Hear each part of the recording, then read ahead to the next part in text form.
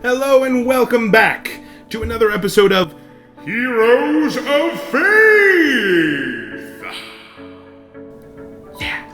My name is Corey. I'm the youth director for the Chosen Generation Youth Ministries at the Master's House. Today we are going to be continuing on going through Hebrews chapter 11, the chapter of faith, looking at who's in it, why they're in it, and why it's important and what I can take away from it. We are going to be talking about Rahab. Let's go ahead and start by reading the verse. This is Hebrews chapter 11, verse 31. By faith the harlot Rahab perished not with them that believed not, when she had received the spies with peace. That's it. One verse. So what is the story of Rahab, right? What's her deal, man? Rahab's story can be found in Joshua chapter 2, verse 1 through 21. Rahab was a harlot or a prostitute living in a city that was about to be attacked by the children of Israel. Children of Israel sent out 2 spies, and they came into the city, and Rahab found them and actually hid them from the city guard. She told them, look, this whole city is terrified of you. We have heard the way that the Lord has given you victory over every enemy you've come across. And I believe that he's going to give you victory over this city. I ask that because I've hid you, that you would allow me and anyone in my house to be protected. And they said, okay, take this scarlet cord, which is a red rope or wire. She let them out of her window that way so that they could escape from the city guard. And they said, leave this. This will be a sign to us that you're in here and that everyone in here is to be safe. Now, this is a type and foreshadow of the covering of the blood of the Lamb. So I'll just mention that real quick. We're not going to go into it too deeply. What I want to focus on, though, is Rahab. This is what she did. It made it into a list with Moses, Abraham, Isaac. What is it about what she did that makes it so important?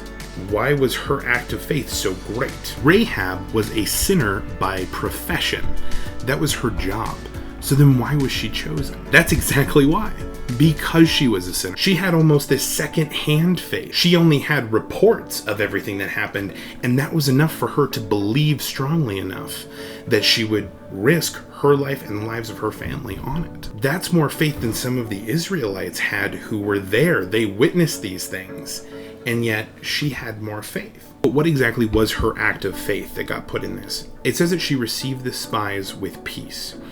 It means she didn't treat them with hostility, but it also means she didn't treat them with fear. And she says the whole city was gripped with fear. So in the face of all of that, she sat and she said, no, I'm going to trust in the Lord that I have heard of and believe that he is the one true God and believe that his will come to pass and that I can be a part of it. So what does this mean for me? My city's not under attack. I'm not going to be hanging rope outside of my window currently. Rahab existed in a time when her city was gripped with fear. I think that sure sounds a lot like my city, and I'm betting it sounds like some of yours too. Everyone around her was terrified, but she understood that God is the one true God, and that with her faith in him, it would not save only herself, but her family. And that's real faith right there, right? I can maybe believe for myself, but can I believe enough for myself and my family? Yes, I absolutely can. We are all sinners.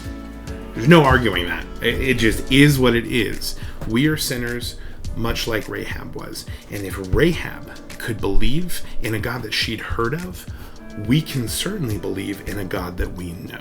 So here's my challenge for you today. Find your own scarlet cord.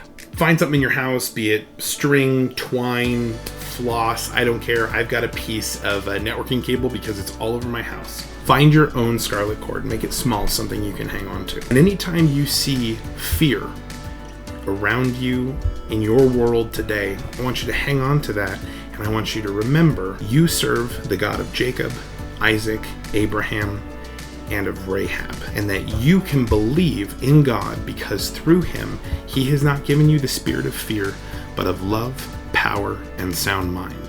And through that, you will be saved and your family will be saved. That's it. That's my challenge for you today. That's all I've got. Please feel free to comment down below. Let me know, what is your scarlet thread? What's that thing that you're going to hold on to remind you that you have faith in a God that can do all things in the face of any threat or fear? Please like, comment, and subscribe. I said last time I was going to do that. I made good on that. We'll see you next time.